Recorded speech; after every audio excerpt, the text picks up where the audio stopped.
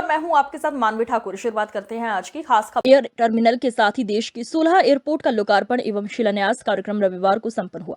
प्रधानमंत्री नरेंद्र मोदी ने वर्चुअली इस कार्यक्रम में हिस्सा लिया। प्रदेश के इतिहास में भी ये दिन एक गौरवशाली दिवस के रूप में याद किया जाएगा, क्योंकि प्रदेश के सबसे बड़े टर्मिनल का शुभारंभ यहाँ किया गया है। इस मौके पर राज्यपाल मंगूभाई पटेल, मुख्यमंत्री डॉक्टर मोहन यादव सहित केंद्रीय नागरिक उड्डयन मंत्री ज्योतिरादित्य सिंधिया, सांसद विवेक शिजवलकर, स्पीकर नरेंद्र तोमर सहित प्रदेश के कई मंत्री और अंजन प्रतिनिधि मौजूद थे। मुख्यमंत्री डॉक्टर मोहन यादव ने कहा कि 16 महीने के रिकॉर्ड समय में इस एयरपोर्ट को बनाकर तैयार किया गया है, ये अपने आप में महत्वपूर्ण है। उन्होंने कहा कि इस दिन प्रधानमंत्री नरेंद्र मोदी ने देश के 16 एयरपोर्ट के लोकार्पण और शिलान्यास के कार्यक्रम को एक साथ शुरू किया। मुख्यमंत्री डॉक्टर मोहन यादव ने कहा, रविवार को यानी 10 मार्च को पूर्व केंद्रीय मंत्री स्वर्गीय माधव सिंधिया की जयंती भी है। इस दिन उनकी मां के नाम पर इस एयरपोर्ट का उद्घाटन अपने आप में ऐतिहासिक है। उन्होंने कहा कि ग्वालियर के इस एयरपोर्ट को आधुनिक सुविधाओं से सुसज्जित कराया जाएगा, साथ ही यहाँ पर एक साथ कई विमान खड़े हो सकते हैं। मुख्यमंत्री राजमाता विजय राजे सिंधिया विमानतल के उद्घाटन के बाद पत्रकारों से चर्चा कर रहे थे। आज ग्वालियर के लिए ऐतिहासिक दिवस है और आज इस दिवस पर जहां मेरी आजी अम्मा के नाम पर नवीन एयरपोर्ट टर्मिनल का उद्घाटन प्रधानमंत्री जी के द्वारा महामहिम के समक्ष मुख्यमंत्री जी के साथ किया जा रहा है। आज मेरे पूज्य पिताजी की भी जन्म जयंती है, तो मेरी आजी अम्मा और मेरे पूज्य पिताजी को मैं झुककर प्रणाम करता हूं। जहां एक ही कार्यक्रम से जहां आपका और हमारा ग्वालियर का भव्य टर्मिनल का उद्घाटन हो रहा है, वही देश के अंदर 15 एयरपोर्ट टर्मिनल 75 वर्ष में यह कभी नहीं हुआ कि एक कार्यक्रम में 15 एयरपोर्ट टर्मिनल 9,811 करोड़ रुपए के 5 नए एयरपोर्ट, 7 नए टर्मिनल, 3 टर्मिनलों का भूमि पूजन, 15 एयरपोर्ट्स का कार्यक्रम एक साथ प्रधानमंत्री जी के उपस्थिति में किया जा रहा है। उत्तर प्रदेश में 6 एयरपोर्ट्स, आजमगढ़, अलीगढ़, श्रावस्ती, मुरादाबाद, चित्रकूट, लखनऊ। मध्य प्रदेश में 2 एयरपोर्ट, ग्वालियर और जबलपुर। महाराष्ट्र में 2 एयरपोर्ट, शिवाजी महाराज की राजधानी पुणे और कोल्हापुर। कर्नाटक में 2 एयरपोर्ट, हुबली, बेलगावी। आंध्र प्रदेश में कडप्पा, पंजाब में आदमपुर और सर्वश्रेष्ठ देश की राजधानी में दिल्ली का एयरपोर्ट का नया टर्मिनल। कुल मिलाकर 15 एयरपोर्ट टर्मिनल के उद्घाटन और शिलान्यास एक ही दिवस में, एक ही कार्यक्रम में, यह नया इतिहास प्रधानमंत्री जी के द्वारा रचा जा रहा है। मेरे भाइयों और बहनों, ये ग्वालियर का हवाई अड्डा जिसका सपना आपने और हमने देखा था, मैं मुख्यमंत्री मोहन यादव जी को कहना चाहता हूं, प्रधानमंत्री अटल बिहारी वाजपेयी जी के समय में मेरी आजी अम्मा के नाम पर यह एयरपोर्ट का नामांकन हुआ। मेरे पूज्य पिताजी के द्वारा स्थापित किया गया था यह एयरपोर्ट। उसके पहले शिवाजीराव महाराज के द्वारा ग्वालियर का महाराजपुर का अड्डा स्थापित किया गया था।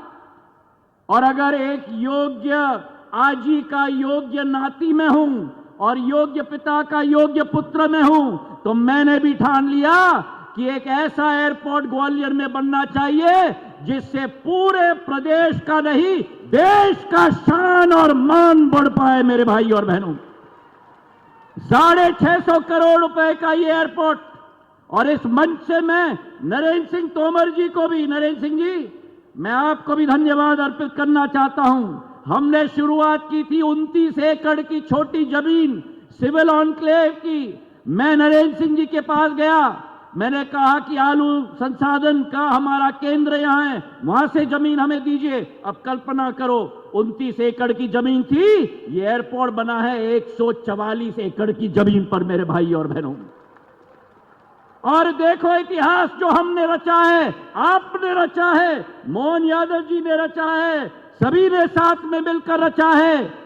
देश में पहला एयरपोर्ट बना जो 16 अक्टूबर 2022 को गृह मंत्री जी के द्वारा शिलान्यास किया गया और 16 महीने के अंदर प्रधानमंत्री जी के द्वारा आज लोकार्पण किया जा रहा है। मेरे भाई और बहनों, 75 वर्ष के इतिहास में सबसे कम समय में बना हुआ एयरपोर्ट आपका ग्वालियर का एयरपोर्ट है। मेरे भाई और बहनों, मैं अपने विभाग के सभी अफसरों को भी धन्यवाद देना चाहता हूं। रुबीना जी आप उठिए, शरद जी आप उठिए, रात दिन इन्होंने मिलकर काम किया है नया कीर्तिमान स्थापित करने के लिए ग्वालियर के एयरपोर्ट के लिए। मेरे भाई और बहनों, 16 महीने में बना हुआ ये एयरपोर्ट आज हम सब के लिए बहुत ही प्रसन्नता का विषय है जब ग्वालियर में नए एयरपोर्ट का शुभारंभ संपन्न हो रहा है। मैं समझता हूं कि इतना बड़ा एयरपोर्ट भवन बनना किसी भी शहर का देश के अन्य भागों से हवाई सेवा का जुड़ना, यह उस शहर के जीवन स्तर के बदलाव लाने में बहुत मददगार होता है। आज ग्वालियर बड़े एयरपोर्ट की श्रेणी में आ गया है। फ्लाइट की दृष्टि से भी कम फ्लाइट ग्वालियर में नहीं है और आज प्रधानमंत्री नरेंद्र मोदी जी के दृढ़ संकल्प और दूरगामी विजन के परिणाम स्वरूप हमारे अपने नागरिक उड्डयन मंत्री ज्योतिरादित्य सिंधिया जी ने जहां एक और आज ग्वालियर के एयरपोर्ट को पूरा किया है, वहीं देश के तमाम सारे एयरपोर्ट आज प्रधानमंत्री जी के कर कमलों से लोकार्पित हो रहे हैं।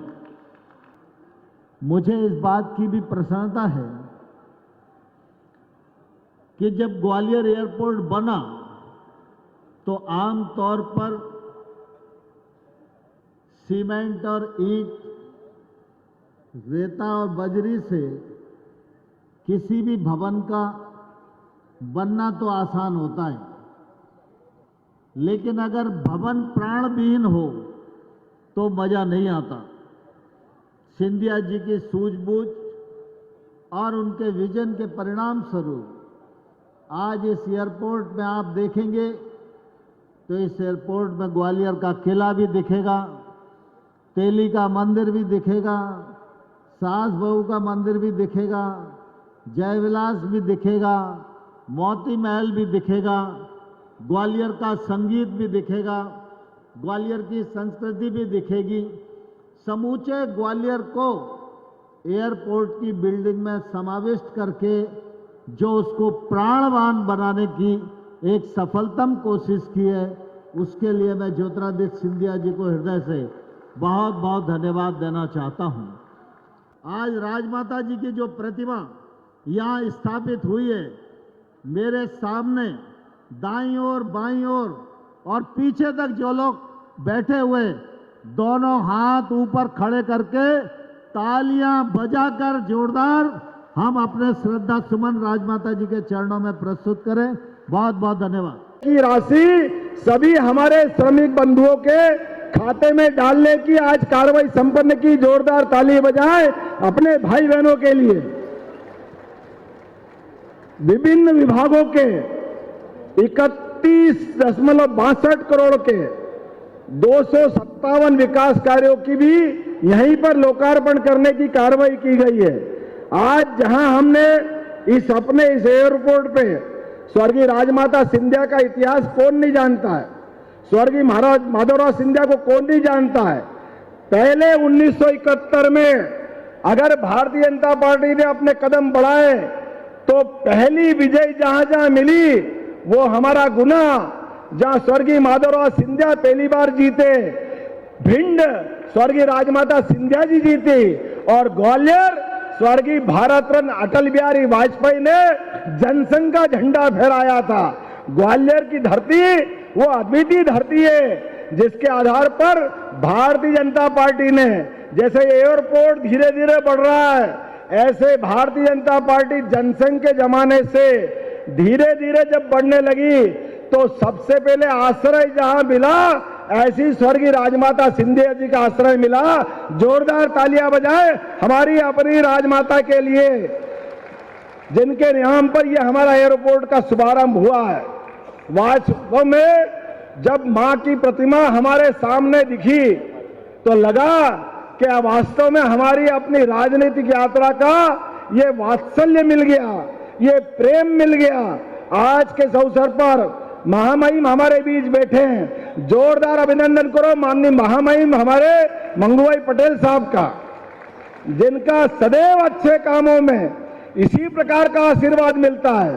और आज यहां के बाद कोर्ट बिल्डिंग लगभग 111 करोड़ की लागत से विभिन्न प्रकार की कोर्ट बिल्डिंग का लोकार्पण होगा और अनेकानेक कार्यक्रम है। लेकिन कार्यक्रम से हम थकने वाले भी नहीं हैं, ना रुकने वाले हैं। विकास के मामले में यशस्वी प्रधानमंत्री के नेतृत्व में गरीब से गरीब आदमी के जीवन में बदलाव लाकर हवाई चप्पल से हवाई जहाज तक जिस भी क्षेत्र में काम करना पड़े, काम की रफ्तार पिछड़ने नहीं देंगे।